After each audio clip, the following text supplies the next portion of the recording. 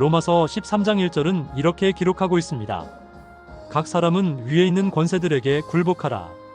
권세는 하나님께로 나지 않음이 없나니 모든 권세는 다 하나님의 정하신 바라. 그렇습니다. 모든 권세는 하나님께서 세우셨습니다. 그런데 하나님의 뜻대로 살지 않는 왕들이 있었습니다. 그들은 하나님께서 세우셨지만 하나님의 진노의 칼을 받게 되었습니다. 사울도 사무엘 선지자의 기름 부으심을 통하여 왕으로 세워졌지만 하나님의 뜻대로 살지 않았으므로 그 가족이 하나님의 칼을 면치 못했습니다. 여로보암도 선지자 아히야가 자기가 입은 새 옷을 12조각으로 찢고 10조각을 여로보암에게 줌으로 왕이 되었으나 하나님의 뜻대로 살지 않았으므로 하나님의 칼을 피하지 못했습니다. 예후도 선지자 엘리사를 통하여 왕으로 세워졌지만 하나님의 말씀과 같이 살지 않았으므로 하나님의 칼을 피하지 못했습니다. 그렇습니다. 현대의 대통령의 권세도 하나님께서 세우신 것입니다. 그렇지만 하나님께서 싫어하시는 우상과 미신에 빠진 자, 백성보다 자신의 자리와 유익을 위하는 자는 아합과 같이 하나님의 칼을 피하지 못하는 것입니다. 제가 윤석열 대통령에 대해서 기도할 때에 하나님께서 보여주신 것이 있습니다. 아합을 보여주셨습니다. 저는 제가 생각지도 않았던 아합을 보여주셔서 깜짝 놀랐습니다. 아, 하나님께서는 이렇게 보고 계시구나. 아합은 어떤 왕입니까? 능력이 없으며 불의한 왕입니다. 왕이 되어서 부인 이세벨의 손에 휘둘린 왕입니다. 우상인 바알을 섬기고 산당을 즐겨 찾은 자입니다. 결국에는 나라가 망하는 곳까지 끌고 간 왕이 아합입니다. 손에 왕자를 새기고 토론회에 나오지 않나 뒤에 천공, 점쟁이가 있고 또한 그가 임명한 사람들은 점집을 들르는 것을 즐겨했고 점쟁이도 있습니다. 하나님께서 과연 이런 사람을 좋아하시겠습니까? 말씀하면서 자신들은 말씀 분별을 못하고 있습니다.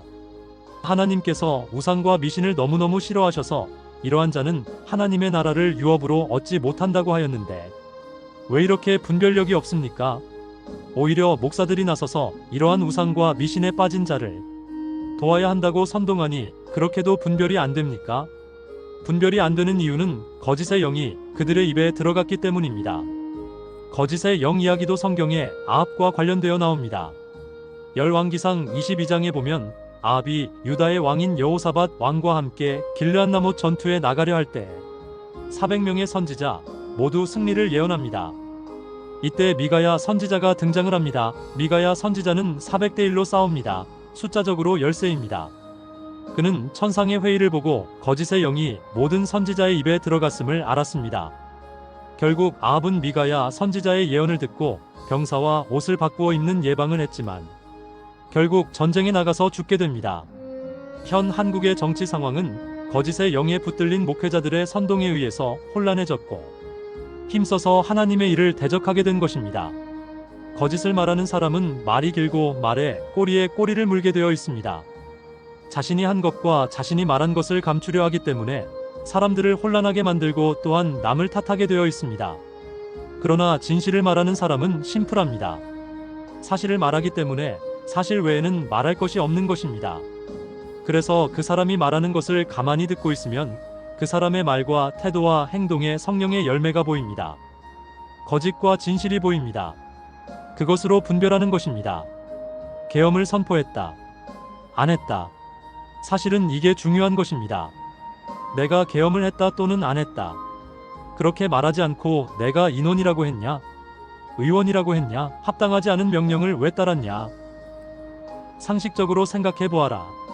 2시간짜리 계엄이 어디 있냐? 이것은 계엄이 아니라 계몽이다. 진실 앞에서는 이런 말을 할 필요가 없는 것입니다. 내가 계엄했다. 내가 계엄하지 않았다. 더 이상 무슨 말이 더 필요합니까? 그렇지만 거짓을 말하는 사람은 말에 꼬리에 꼬리를 물게 해서 사람을 혼란에 빠지게 만듭니다. 또한 더해서 다른 여러 가지 이야기를 가지고 와서 사람의 시선을 자꾸 다른 데 돌리려 합니다. 이 나라가 공산화된다. 간첩이 있다. 부정선거가 있다 등 여러 가지 거짓 선동 뉴스가 유튜브를 통해 홍수를 이루고 있습니다. 보십시오. 이 나라가 얼마나 혼란에 빠져 있습니까? 이 나라가 혼란스럽고 대한민국의 교회들이 얼마나 혼란스럽습니까? 그래서 서로를 싸우게 만듭니다. 분열되게 만듭니다. 그것이 사단이 노리는 것입니다. 교회의 분열입니다. 하나님의 나라는 하늘에 있는 나라가 아닙니다.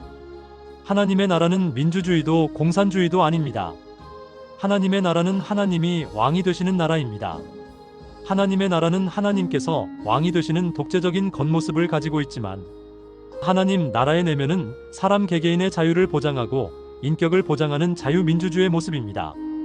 민주주의란 무엇입니까? 야당이 클 수도 있고 여당이 클 수도 있는 것이 민주주의입니다. 야당이 크더라도 여당이 크더라도 대화로서 국민이 선출한 국회의원들에 의해서 가결로서 이끌어가는 것이 민주주의입니다. 그런데 야당과 이야기가 안 된다고 계엄을 해서 군사로 나라를 다스리겠다. 이 계엄이야 말로 다른 사람의 말은 더 이상 듣지 않겠다는 독재적이고 비민주주의적 행위인 것입니다. 입으로는 민주주의 외치면서 대통령 자신은 민주주의를 파괴하는 일을 한 것입니다. 하나님의 나라는 예수 그리스도를 나의 구주로 모셔드린 하나님의 백성의 마음에 성령이 오셔서 예수 그리스도께서 나의 왕이 되시는 것입니다. 예수 그리스도를 믿음으로 모셔드리고 예수 그리스도가 내 안에 왕이 되어 있는 목사와 성도라면 어떠한 정치 상황도 두려워하지 않는 것이 진정한 크리스찬이고 신앙인입니다. 종교인은 세상을 바꾸려고 하지만 신앙인은 자신을 바꾸려 하는 것이 진정한 예수를 믿는 신앙인입니다. 이제 정치적인 분별을 이렇게 하십시오. 제발 누구의 말을 따라가지 마십시오. 누구의 말에 선동되지 마십시오. 첫째는 기도를 통하여 하나님의 여러 부분 여러 모양으로 응답을 받으십시오. 이때는 꿈과 환상, 음성 등 하나님의 응답은 각 사람에게 맞게 임할 것입니다. 자신이 받은 하나님의 응답에 더해서 말씀과 어떻게 연결이 되는지 분별하셔야 합니다. 둘째, 성령의 열매를 통해 분별하십시오. 말, 태도, 행동에 성령의 열매가 있는지 진실한지를 보셔야 합니다. 유튜브 여기저기 떠돌아다니는 말을 그대로 듣지 마시고 법정에서 윤 대통령이 하는 말을 직접 들으세요. 직접 듣고 성령의 열매가 있는지, 즉 그 말이 진실인가 거짓인가를 분별하세요. 이제 유튜브나 인지도 있는 목사들 말만 믿고 따라가지 마시고 직접 분별함으로 하나님의 평안이 대한민국과 대한민국의 교회 안에 다시 임하기를 축복합니다.